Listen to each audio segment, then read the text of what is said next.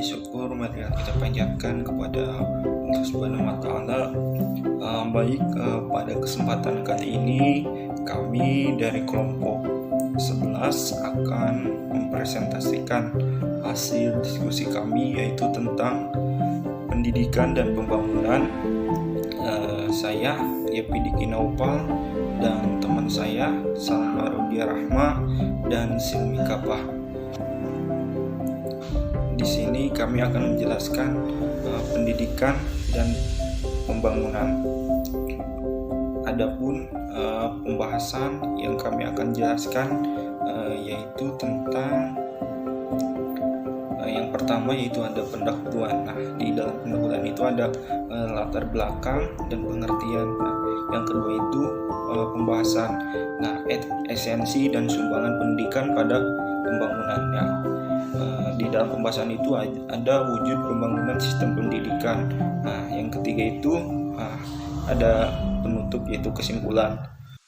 Yang pertama itu pendahuluan. Nah, sebelum kita melangkah lebih jauh dari pendidikan dan pembangunan, saya akan menjelaskan latar belakang yang terlebih dahulu. Nah, pendidikan merupakan alur tengah pembangunan dari seluruh sektor pembangunan. Terdapat suatu kesan bahwa persepsi masyarakat umum tentang arti pembangunan lazimnya bersifat menjurus. Nah, pembangunan semata-mata hanya beruang lingkup pembangunan material atau pembangunan fisik berupa gedung, jembatan, pabrik, dan lain-lain. Padahal, sukses tidaknya pembangunan fisik itu justru sangat ditentukan oleh keberhasilan di dalam pembangunan rohaniah atau spiritual yang secara bulat diartikan pembangunan manusia, dan yang terakhir ini menjadi tugas utama pendidikan. Nah, persepsi yang keliru tentang arti pembangunan yang menganggap bahwa pembangunan itu hanya semata-mata pembangunan material, tapi dapat berdampak menghambat pembangunan sistem pendidikan, karena pengembangan itu semestinya bersifat komprehensif, yaitu mencakup pembangunan manusia di lingkungannya.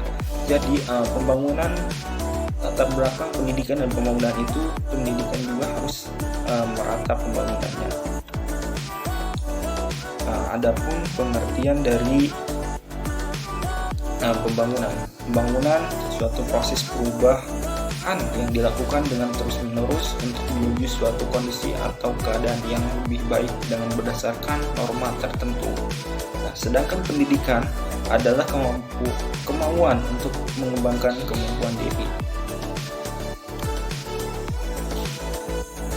Selanjutnya mungkin akan dijelaskan yaitu yang pembahasan oleh teman saya, yaitu saudara Salma Rodia Rahma dan Silmi Kapah.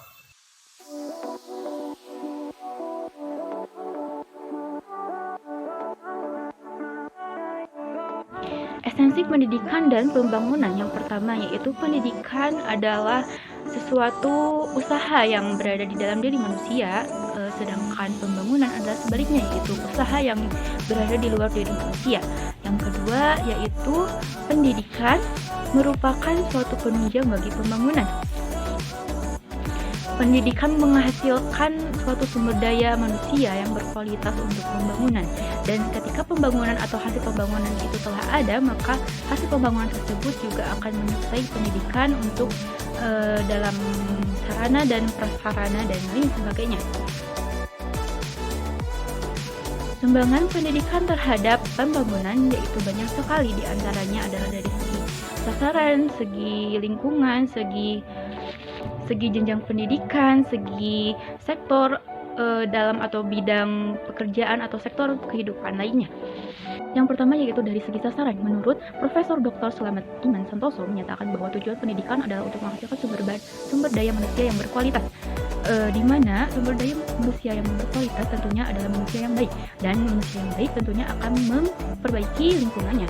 Yang kedua adalah dari segi lingkungan, yaitu dari segi lingkungan seperti lingkungan sekolah, lingkungan masyarakat, atau lingkungan dalam keluarga. Yang ketiga yaitu dari segi jenjang pendidikan. Pendidikan dasar atau basic education akan mempengaruhi pendidikan selanjutnya, di mana yang artinya jika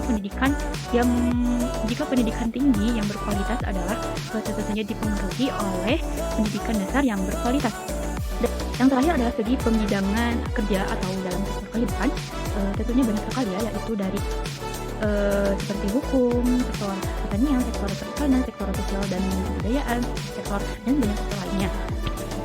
Pembimbingan dan pembinaan atau pembangunan dalam sektor-sektor tersebut tentunya diisi oleh manusia atau sumber daya manusia yang mempunyai kemampuan di dalam bidangnya masing-masing.